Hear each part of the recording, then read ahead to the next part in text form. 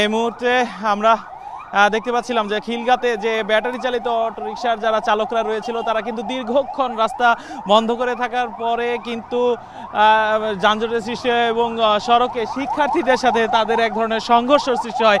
এই মুহূর্তে মাত্র আমরা দেখলাম আপনার সেনাবাহিনীর এক প্লাটুন সদস্য তারা আসলে এখানে এসে যারা আন্দোলনকারীরা রয়েছে তাদের ধাওয়া দেওয়ার কারণে কিন্তু এই আপনার আন্দোলনকারীরা কিন্তু চলে যায়, বিক্ষোভকারীরা।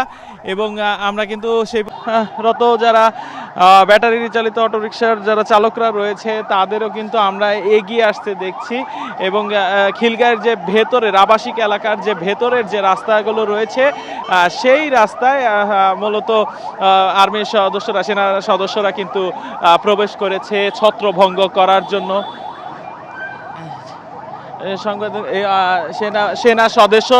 সেনা সদস্যরা আবাসিক এলাকার ভেতরে ঢুকে গিয়েছে এবং সেখান থেকে কিন্তু তারা আন্দোলনকারীদের আসলে হটানোর জন্য করছে।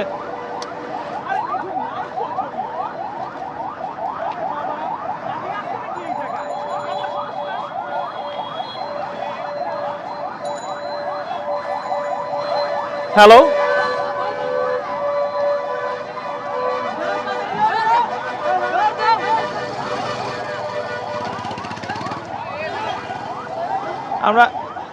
আমরা দেখতে পাচ্ছি যে যারা ব্যাটারি চালিত অটোরিকশার যারা শ্রমিক চালকরা রয়েছে তারা কিন্তু এই সেনা বাহিনীর যে সেনা সদস্যদের যে গাড়ি আছে সেটি ঘেরাও করেছে। এই মুহূর্তে আমরা দেখছি তারা কিন্তু নানা রকম স্লোগান দিচ্ছে। সেখানে কিন্তু এক ধরনের অবরুদ্ধ করে রেখেছে। আমরা দেখতে পাচ্ছি যে পাশের রাস্তা থেকে সেনা সদস্যরা আবার আসছে।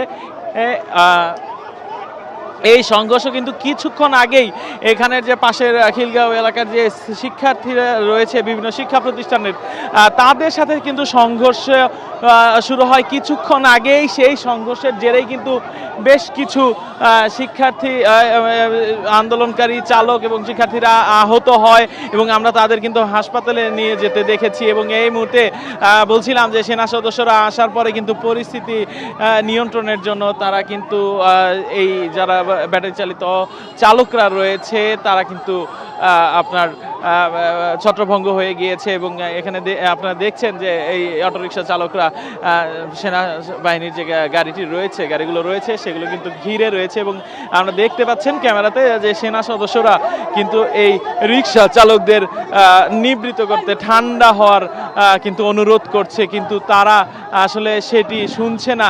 এবং এই পাশে আমরা দেখতে পাচ্ছি যে আপনার যান চলাচল শুরু হওয়ার সাথে সাথে কিছু গাড়ি গিয়েছিল। আপনারা দেখতে পাচ্ছেন। নামেন, আমরা একটু সাথে সাথে দেখতে যাব। দৌড়ান। সেনা সদস্যরা কিন্তু দৌড় দেন, আমি ধরছি আপনারা, দৌড় দেন। সেনা সদস্যরা কিন্তু দেখতে পাচ্ছি যে যারা আন্দোলনকারী তাদের ছত্রভঙ্গ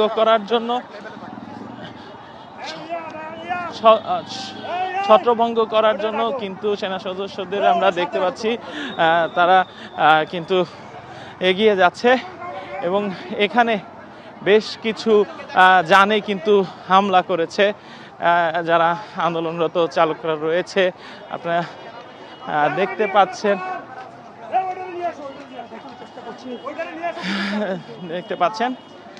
সেখানে কিন্তু সেনা সদস্যরা কিন্তু আন্দোলনরত যে চালকরা রয়েছে তাদের ছত্রভঙ্গ।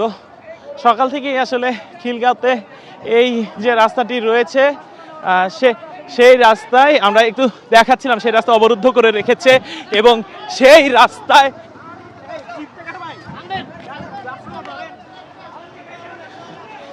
দেখা যাচ্ছে যে গাড়ি কিন্তু ভাঙচুর করেছে।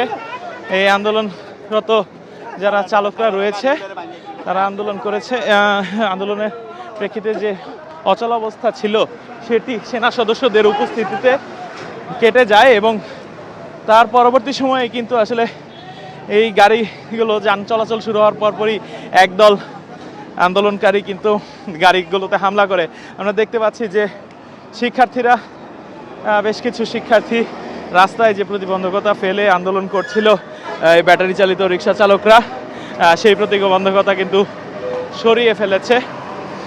সরিয়ে দিচ্ছে এবং যান চলাচল স্বাভাবিক করার যে প্রক্রিয়াটি সেটি আসছে। এবং আমি আরেকটু শুরু থেকে বলি যে সকাল 10টার পরপরই কিন্তু এই খিলগার সড়কটি রয়েছে সায়দাবাদমুখী এবং মৌচাকমুখী, সেই সড়কটি কিন্তু অবরুদ্ধ করে রাখে ব্যাটারি চালিত রিক্সা।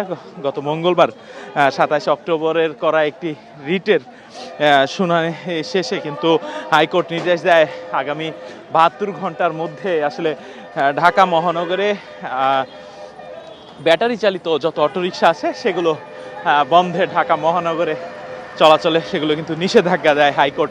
এবং সেই প্রেক্ষাপটে আজকে দ্বিতীয় দিন সেই 72 ঘন্টার, এবং সেই দ্বিতীয় দিনে কিন্তু সারা ঢাকা জুড়েই আমাদের সহকর্মীরাও কিন্তু আসলে বারবার ঢাকা শহরের বিভিন্ন প্রান্ত থেকে সংবাদ সংগ্রহ করছিলেন। তারা কিন্তু জানিয়েছে ঢাকার রাজধানী ঢাকার আপনার খিলগাঁও, মৌচাক, রামপুরা, মহাখালী এবং মিরপুর, রামপুরা, এই সকল অঞ্চলে যে মূলত আবাসিক অঞ্চলগুলোতে যেখানে আপনার সাধারণ মানুষের আসলে বসবাস বেশি, সেই সমস্ত এলাকাগুলোতে অটোরিকশার আসলে চলাচলের পরিমাণও বেশি। সেই অনুযায়ী কিন্তু আসলে সেই এলাকা ভিত্তিকে কিন্তু আসলে বিভিন্ন জায়গায় আন্দোলন করার কারণে কিন্তু আপনার পুরো ঢাকা কার্যত অচল হয়ে পড়ে। এবং সেই অচল অবস্থার মধ্যে তাদের কিন্তু আমরা দেখতে পাই সড়কে তারা কিন্তু রাস্তায় বসে স্লোগান দিয়ে নানা রকম স্লোগানে কিন্তু আসলে তারা প্রতিবাদ জানিয়েছে। এবং আমরা যখন তাদের সাথে কথা বলেছিলাম তখন কিন্তু তারা জানিয়েছেন যে আপনার তাদের এই যে হাইকোর্টের যে নির্দেশনা ব্যাটারি চালিত রিক্সা চলাচলের নিষেধাজ্ঞা সেটি প্রত্যাহার করে না নেওয়া পর্যন্ত আসলে তারা এই আন্দোলন চালিয়ে যাবে বলেই কিন্তু আমাদের জানিয়েছিলেন। এবং তারা বলছিলেন যে আসলে ব্যাটারি চালিত অটোরিকশা বন্ধ করার নির্দেশের আগে ব্যাটারি চালিত অটোরিকশার যে যন্ত্রপাতি ইঞ্জিনের বা এগুলো আমদানির যে অনুমতি সেগুলো বন্ধ করা উচিত। তারা কিন্তু এমনটাই বলছিলেন। সেই সাথে বলছিলেন যে তারা আসলে অটোরিকশা প্রয়োজনে চালাবেন না, কিন্তু তাদের কর্মসংস্থান এবং তাদের পরিবারের খরচের আর্থিক নিশ্চয়তা যদি না দেওয়া হয় সেখানে এই ধরনের সিদ্ধান্ত তাদের জন্য করুণ পরিণতি বয়ে নিয়ে আসবে, এমনটি কিন্তু তারা বলছিলেন। এবং সেই প্রেক্ষাপটে কিন্তু আমরা দেখছিলাম আসলে শান্তিপূর্ণভাবেই প্রথম দিকে কিন্তু এই অবস্থান কর্মসূচি সেটা কিন্তু ছিল। এবং পরবর্তীতে আমরা সকালেও বলেছিলাম যে এই খিলগাঁও স্টাফ কোয়ার্টার হাই স্কুলের ছাদ থেকে শিক্ষার্থীদের ইট পাটকেল ছোড়ার অভিযোগ করে এই অটোরিকশা চালক যারা রয়েছেন তারা, এবং বেশ কিছুজন আমরা দেখতে পেয়েছি তারা আহত হয়েছেন। এবং সেই প্রেক্ষাপটে কিন্তু পরিস্থিতি উত্তেজনাপূর্ণ অবস্থায় রূপ নেয়। এবং প্রায় 3-3.5 ঘন্টা পর সেই ঘটনার দেখা যায় একদল শিক্ষার্থীর সাথে এই চালকদের সংঘর্ষ হয়। এবং আমরা দেখাচ্ছিলাম যে সেখানেও বেশ কিছু চালক এবং শিক্ষার্থীরা আহত হয়। এবং সেই প্রেক্ষাপটেই কিন্তু পরিস্থিতি আরও ঘোলাটে পর্যায়ে রূপ নেয়। এবং এর পরপরই সেনা সদস্য এবং র্যাব সদস্যদের উপস্থিতিতে কিন্তু সেনা সদস্যরা এসে কিন্তু এই আন্দোলনরত দের আসলে ধাওয়া দেয়, এবং ধাওয়া দেওয়ার পরে কিন্তু তারা ছত্রভঙ্গ হয়ে যায়। এবং এই প্রেক্ষিতে এখন আপনারা দেখছেন সেনা সদস্যরা এই খিলগাঁও রেল লাইনের যে দুপাশের যে কলোনিগুলো রয়েছে, পাড়া মহল্লাগুলো রয়েছে, সেগুলোর ভেতরে ঢুকে রেখে কিন্তু আসলে মানুষকে এখান থেকে সরিয়ে দিচ্ছে। উৎসুক অনেক মানুষও এখানে আসলে উপস্থিত রয়েছে এবং তাদেরও কিন্তু সরিয়ে দেওয়া হচ্ছিল। এছাড়া আমরা সকাল থেকে কিন্তু বলছিলাম যে স্কুলের শিক্ষার্থীদের ইট পাটকেলের যে অভিযোগ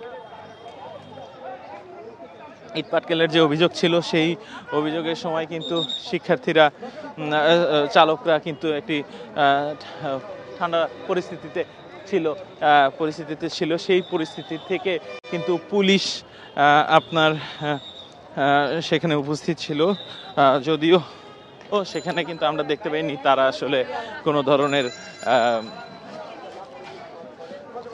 পরিস্থিতি কোনোভাবেই যেন নিয়ন্ত্রণের বাইরে না যায় সেই জন্য পুলিশের অবস্থান ছিল। তবে পুলিশ আন্দোলনরত চালকদের কিন্তু বুঝিয়ে শুনে তাদের ফেরত পাঠানোর চেষ্টা করেছে, কিন্তু সেটাই কিন্তু মূলত তারা ব্যর্থ হয়েছে।